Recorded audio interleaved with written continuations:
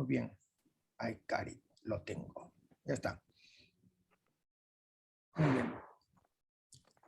Ahora sí, tenemos al pueblo reunido en pleno.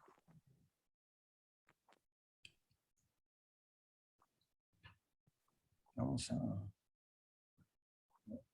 reunirlo.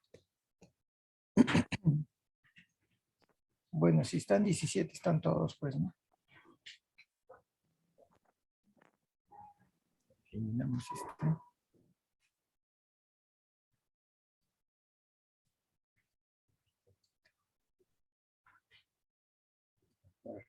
Asistencia. Y ya está. Ahora sí. Acá la cosa así. Etcétera, etcétera. Ya está. Ya, vamos con la imágenes, algo por acá.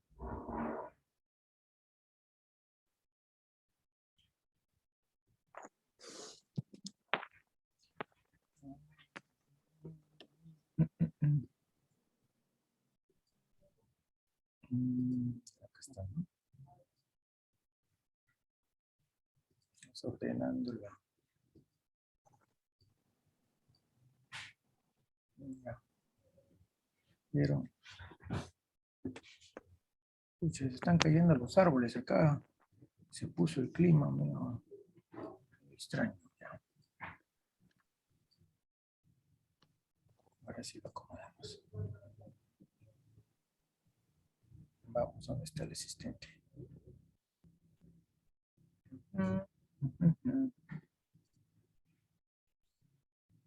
Ya, ahí estamos. Entonces, algunos aspectos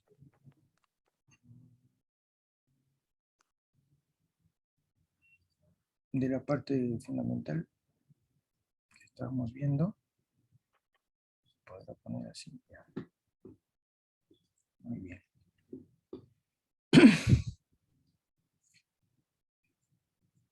Entonces, sintéticamente, nada más algunos elementos.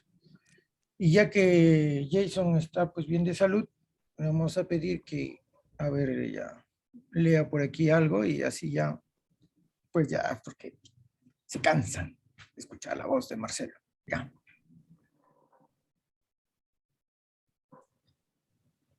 A ver, y ¿Leo? ustedes también lo ven, ¿no? Sí, sí, por favor. Muy bien. Elementos de antropología. La conducta ética es una de las notas que diferencian al hombre del animal, de forma que las corrientes del sociobiologismo ético, al negar el espíritu como lo específico del ser humano, no pueden justificar una ética ni personal ni social. También niegan el ser propio del hombre aquellos sistemas colectivistas que tratan a la persona humana como un número, como un número más dentro del sistema. Por eso, tampoco estas ideologías pueden fundamentar una ética personal, dado que pretenden situar al individuo por debajo y al servicio de la sociedad o del Estado. Para salvar al hombre de las tentaciones de convertirlo en un animal cualificado o un elemento más de la sociedad, es preciso valorar lo que el hombre realmente es. Es decir, es preciso mostrar la grandeza del ser humano y de su dignidad frente a los demás seres, y a su vez situarlo por encima de la sociedad y del Estado. La moral está estrechamente relacionada con la antropología. En consecuencia lógica, la concepción cristiana del hombre ha de condicionar... alguien está escribiendo y no debe... ¿Escribiendo? No, o sea, ya, ahora sí. En consecuencia lógica, la concepción cristiana del hombre ha de condicionar los principios éticos que dirijan su conducta social.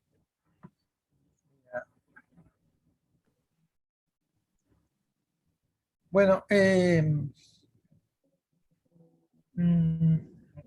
algo de alguno de los puntos, ¿no? El primer punto, esta, este punto veníamos conversando desde el curso de Moral 3, ¿no? Cuando habíamos hablado acerca de que a veces se establece, ¿no?, que la sexualidad en el ser humano, ¿no?, como un complejo, ¿no?, de capacidades, experiencias, sensibilidades.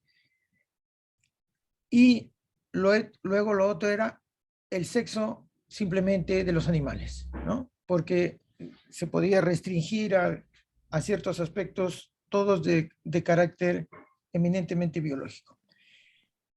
También aquí vuelve a suceder algo así, ¿no?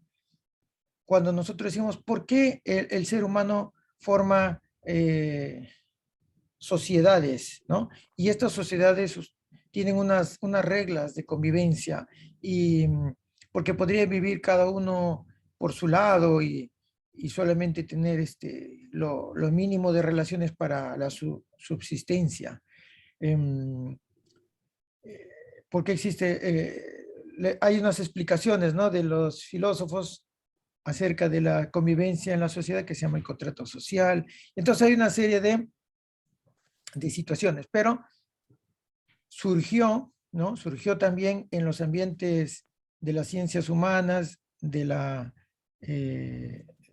biología en este caso, algunos autores que comenzaron a hablar de que hay unas motivaciones intrínsecas relacionadas a la parte biológica de la persona. Se basaron en la observación de los hábitos, por ejemplo, gregarios de los animales, especialmente a veces de los insectos. Uno de ellos, Edward Wilson,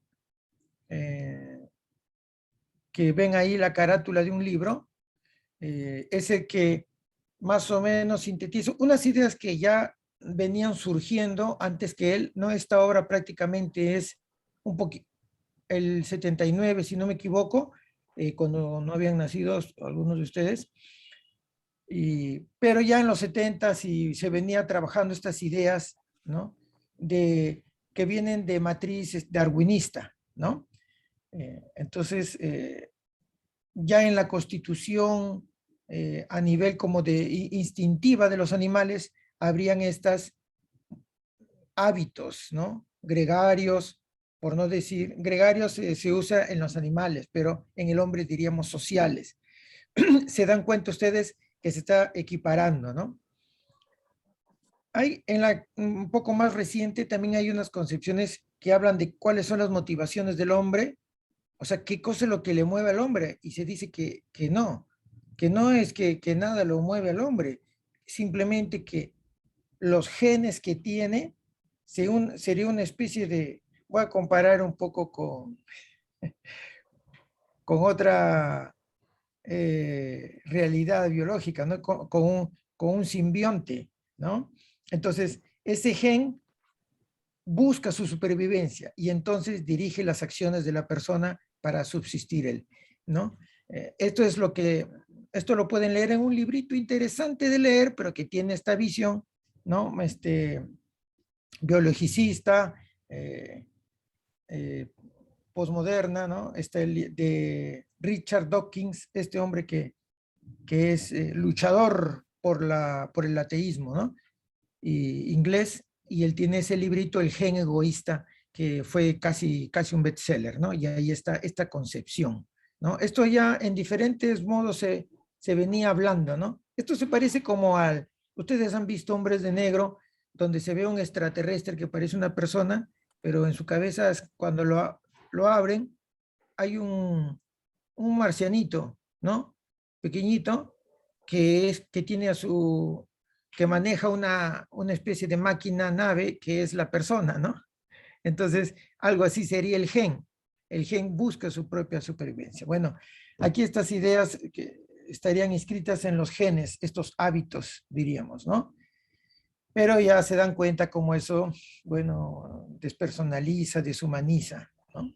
Entonces, a propósito, hay todos, incluso estas concepciones se han entrado en la sociología, ¿sí?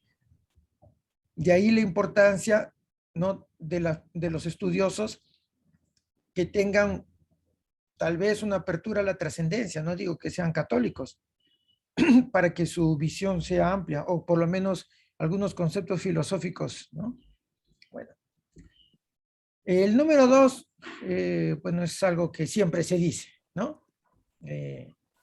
Que la sociedad, en un sentido, pues, colectivo, se imponga sobre el individuo, convirtiéndolo a él, pues, en una especie de medio, ¿no? A la persona y no en un fin. Entonces, la persona es uno más y ya está. Bueno, en política, cuando ustedes ya tienen muchas nociones, pero cuando pasamos aquí en el curso por política, ahí leeremos algo de, pues, de las concepciones socialistas o algo así para recordar cómo se ve al hombre. Y bueno, lo demás que leyó Jason es un poquito para reafirmar esto, ¿no? Eh, ni convertir al hombre en un animal especial, pero a final de cuentas un animal más, ni tampoco ver al hombre como un simple elemento para formar la sociedad, ¿no? Sino, como dice, pues, ya desde los documentos Vaticano II, que hay una vocación alta a la que está llamado el ser humano, ¿no? Por no decir destino, horizonte diferente, ¿no?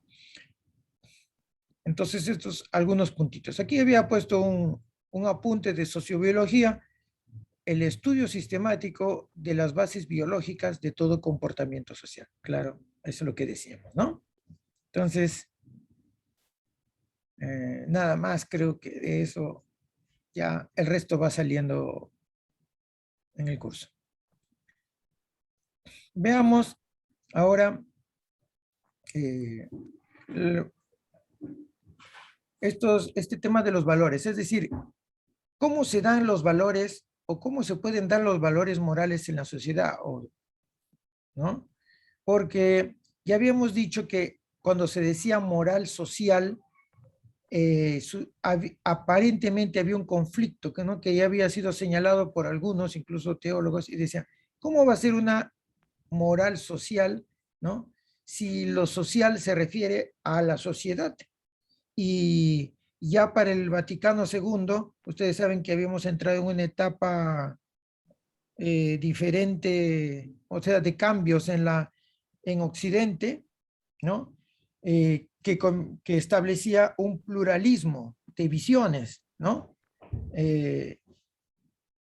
No era la sociedad que en algún momento, en general, una sociedad cristiana, etcétera, con una serie de premisas, ¿no? Entonces, una pluralidad de visiones, la sociedad pluralista que se dice actualmente, prácticamente ustedes no pueden decir nada sin decir, haremos esto teniendo en cuenta nuestro contexto, la sociedad pluricultural y pluralista de ideas, ¿no? Entonces, ¿qué sucede?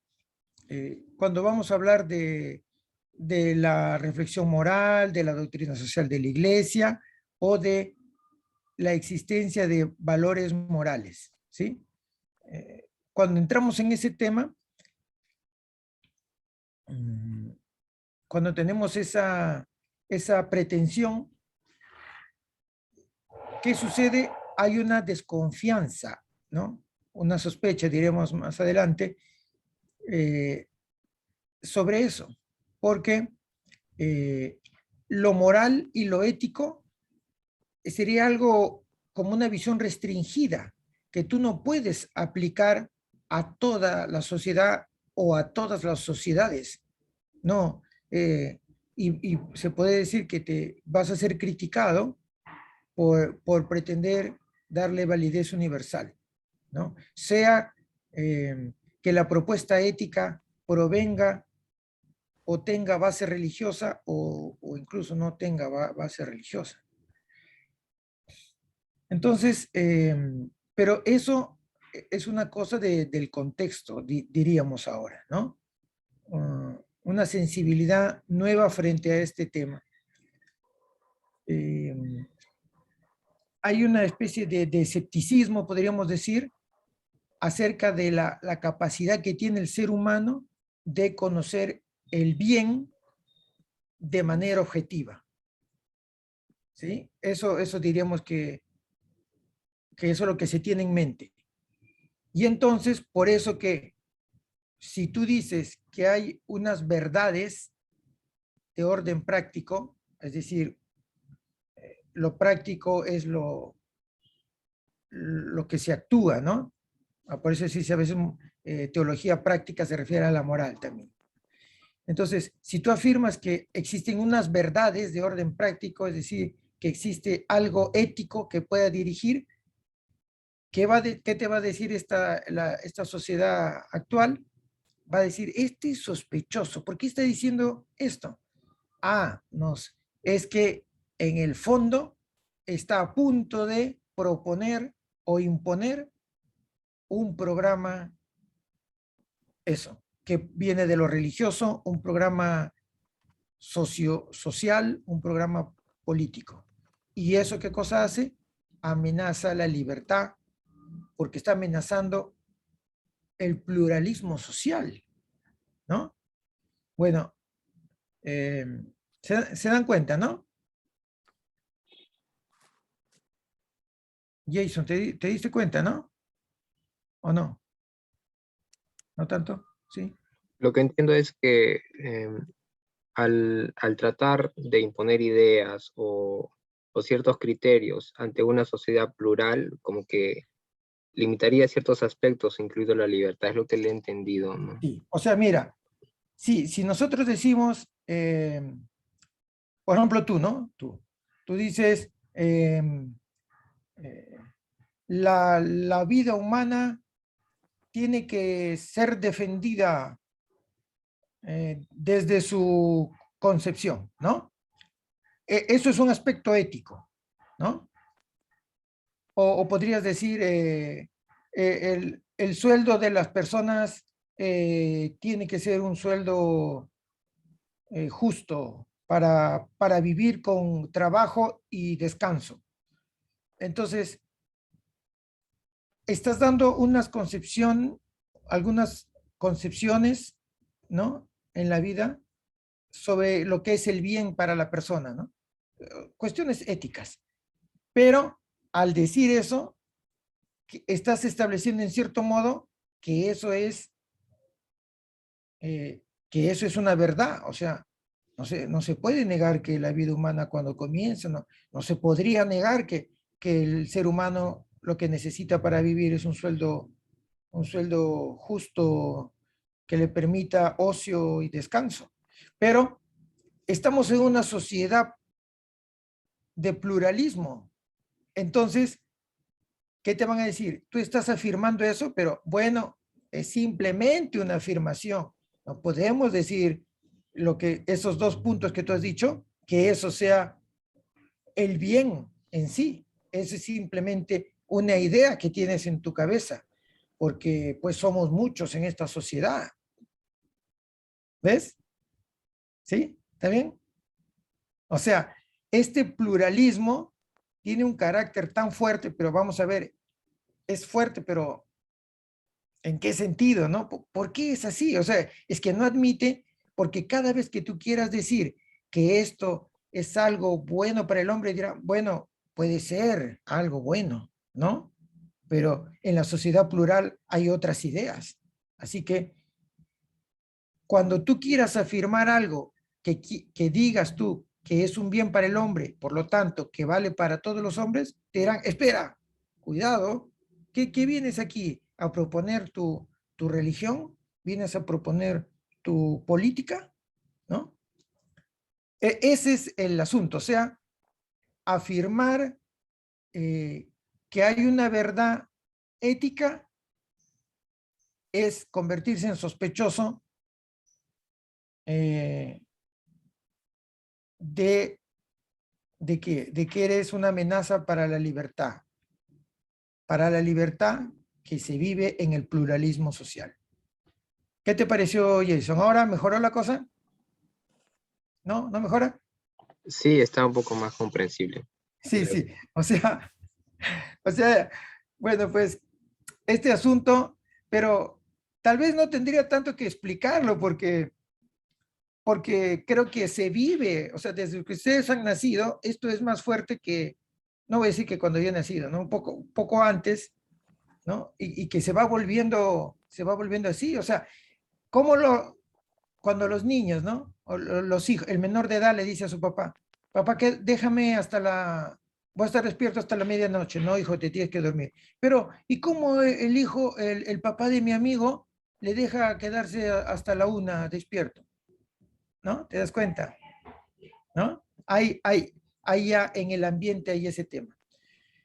Pero, ahora, ¿qué sucede cuando continuamente afirmamos este tipo de cosas que estamos viviendo, que aparece? Bueno, diga Denis, yo no sé, no me fijé si Denis primero y después Omar o algo así. No pasa nada, ¿no? Hable, por favor. Sí, buenos días. Sí, Acerca de este punto, creo que yo estoy viendo que hay un papel muy fuerte en cuanto a la cultura,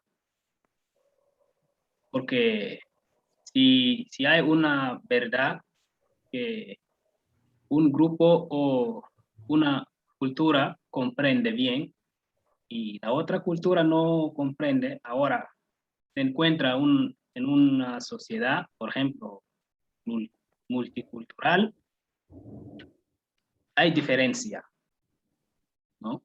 Y ahí llega a ese punto de sospechar al otro o ser una amenaza, porque lo que yo comprendo también está en la base, ahí la cultura, en que uno se ha ido, ¿no? Comprendiendo la realidad que se vive. Entonces llega en otro lugar, es un poquito diferente. Ahora ahí hay como un conflicto entre las culturas, pero hay esta existencia, hay que hacer una realidad relativa, ¿no? Para ver lo común, ¿no? En este contexto. Pero veo un papel muy fuerte de la cultura. ya, muy bien. Diga, Omar. Sí, ¿cómo en todo caso ver estas dos partes naturales del ser humano, es decir, su pluralidad y su deseo de homogenizar? Porque al final, o sea, si bien el ser humano es plural, tanto en sus sociedades y su forma de pensar, y por eso que no podemos caer en esta suerte de dogmatismos o esa suerte de verdades absolutas, porque al final, no sé si eliminaríamos o mataríamos al otro en su forma de ver, en su forma de pensar, pero esto también va en el sentido de que el hombre de una u otra manera busca, dentro de su proceso evolutivo que se ha ido dando, homogenizar o tener normas y reglas para su subsistencia, ¿no? Entonces ahí como que esa parte, no sé si contradictoria, pero sí que son muy humanas y que antropológicamente se han visto y se siguen viendo en el contexto de la propia sociedad, ¿no? O sea, ahí hay como una suerte de choque de pensamientos entre que no y que sí, y creo que eso es lo que ocasiona que la misma sociedad o el ser humano entre en esta discusión de que sí es permisible o no es permisible, ¿no? Eso es lo que un poco que viéndolo antropológicamente, me pongo a pensar también, ¿no? Sí, o sea, lo que diríamos de lo cultural, mm, bueno, incluso yo diría, ¿no? Eh, un poco transcultural, lo que estamos comentando ahorita, un poco transcultural, porque Bolivia, por decir, tiene una cultura ya, que con una predominancia pues un poco más aymara, Perú, quechua, ¿no? En su pasado, pero luego un precedente pues invadido por toda la ideología neoliberal, ya lo saben ustedes, ¿no? Y bueno, pero este fenómeno se da lo mismo en estos dos países, bueno, ya son de América del Sur, pero si vamos luego a otros países, eh, vemos cómo surge esta idea. O sea, en Europa, ni hablar esto, ¿no? para que vean ustedes, ¿no? O sea, solamente fue un punto. En una película que fue de Viaje a las Estrellas, la nave llegó a la base espacial, que era inmensa como un planeta, y entonces al llegar después del viaje, todos se saludaron, pues, ¿no? Los que estaban en la nave con los que se conocían en la estación. Habían familias, algunos niños recibieron a sus padres, algunas parejas que estaban, ¿no? Uno por un lado, otro, se abrazaron, y entonces en un momento que se ve esta escena de encuentro, sale todo tipo, pues no solamente de seres humanos, sino de extraterrestres con seres humanos y todo así, y en un momento hay dos varones que se abrazan, ¿no? Y entonces yo estaba cerca de mi hermano mirando la película en el cine, y entonces lo miré como de reojo cuando se abrazaron los dos varones, ¿no? Que no me acuerdo si eran extraterrestres varones o personas. Y entonces mi hermano, con sus ojos, me hizo un ligero movimiento como diciendo, no me digas nada. Estamos viendo, la película la estábamos viendo en un cine de España, o sea, ni me vayas a hacer ningún comentario, ¿no? ¿Por qué? Porque estábamos pues en un sitio plural, en Italia lo mismo, muchos temas y muchas cosas de economía, de la sociedad, de lo personal, no, o sea, no se ponen en cuestión. ¿Por qué? Se aceptan simplemente, porque es la sociedad plural, ¿no? Pero bueno, avanzar en este camino, encontrarse con esta realidad, es meterse pues en el terreno del relativismo, ¿no? El relativismo, si lo vemos como fenómeno, no tal vez como crítica, ¿no? Sino como fenómeno. Es que esto se da, ¿no? Ahora, para poner un par de elementos más antes de que se vayan,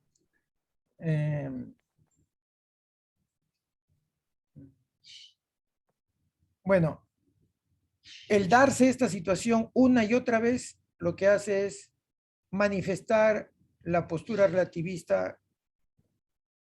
Habíamos comenzado hablando de pluralismo, pero luego ahora hablamos de relativismo, ¿no? Porque se relativiza el estatuto de lo que tú estás diciendo, de la práctica o incluso de la categoría, ¿no? Porque tú podrías estar hablando no de un comportamiento en sí, sino, por ejemplo, acerca de un concepto grande como vida. Entonces, no me vas a decir que 3 células es vida, puede decir uno, ¿no? Como es una frase que se escucha mucho. Bueno, ahora a ver, aquí está. Aquí está. Entonces, bueno, hay muchas ideas al respecto, pero bueno, con que quede algunas, ya está. Ahora, el relativismo en muchas ocasiones establece una conexión, un vínculo entre la verdad y la intolerancia. Esto tendremos que irlo pensando, trayendo a la mente las situaciones pues que se han dado de movimientos en el Perú y en América, ¿no? De con mis hijos no te metas, acerca de la educación en los colegios, el tema de temas bioéticos, sobre todo aquí esto se ha visto más, ¿no? Han saltado más aquí estos fenómenos, ¿no? En una relación estrecha entre la verdad y la intolerancia. Es decir, para afirmar una verdad significa que te vuelves intolerante, que no vas a ser capaz de dialogar. ¿Está bien? Estoy siguiendo lo que ya hemos planteado hace unos instantes, ¿no? Es lo mismo, sino que viéndolo un poco con este enfoque. Ahora, nosotros podríamos decir que no se debería hacer esa asociación, ¿no? Porque tal vez se puede imponer algún comportamiento o regla, pero la verdad no se podría imponer. La verdad debe ser captada, personalmente. Y entonces así sería respaldo de la libertad. Pero, y entonces, si volteo a esto, ¿qué diría? Que cuando hay algo que se quiere imponer, ¿qué significaría? Que no es verdad, ¿no? ¿No? Lo estoy diciendo en otra manera. Esto trae a la mente un poquito algunos asuntos como el llamado enfoque o ideología de género, ¿no? Entonces, se propone, se impone, que eso, bueno, no es el tema, simplemente es como un ejemplo para reflexionar esta situación, ¿no? Ahora, en la experiencia, ¿qué se puede ver? Que las personas captan la verdad, digamos, la verdad del bien de la persona, pueden estar convencidas de esto, pero no necesariamente van a apabullar o atacar al resto que no piensa como ellos, ¿no? Bueno, porque ustedes también, creo que para ustedes hay algunas verdades, ¿no? Pero no por eso ustedes hacen una campaña de desacreditar o lo que sea contra otras personas, ¿no? No salen a la calle a hacerlo, ni con sus vecinos, nada, ¿no? Ni mandan, ni por las redes atacan, ¿no? Bueno, pero también, claro, hay el fanatismo que no tolera nada y, bueno, ¿quiénes lo ostentan el fanatismo? ¿No? Eso, entonces voy pensando yo en ejemplos de fanatismos que pueda hacer que esté en un terreno diferente de la verdad, ¿no? Como podría ser, por ejemplo, un club deportivo. Un club deportivo no establece ninguna verdad, digamos, ninguna verdad fundamental para el ser humano, creo yo, ¿no? O sea, ya está bien, soy hincha de Alianza Lima, lo que sea, pero nada más, ¿no? Sin embargo, estas personas manifiestan un fanatismo tal a que fuera de Alianza Lima no existe nada o no debe existir nada, ¿no? O sea, miren ustedes por eso. Entonces, ¿qué fenómeno se está dando acá, no? Ahora,